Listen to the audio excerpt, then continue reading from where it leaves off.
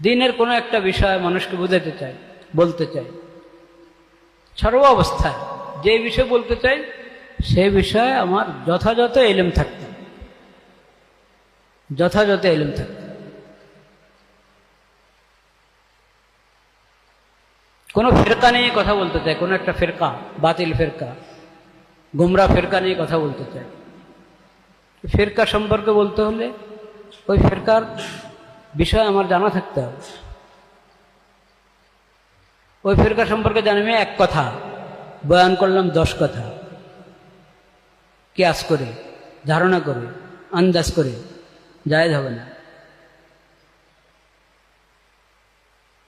অনেক সময় বেশি সমস্যা দেখা যায় আমার মানসিব, ওহদা, আমি শাইখুল হাদিস, আমি শাইখুত তাফসীর, আমি খতিব, আমি মুফতি, আমি ওয়াইজ, আমি অমুক জায়গার প্রধান, এগুলো হলো আমার ওহদা।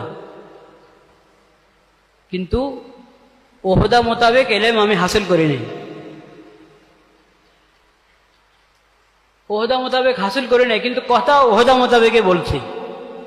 আমার ব্যক্তির ওজন যেতটুক, অতটুকু হিসেবে কথার ওজন না।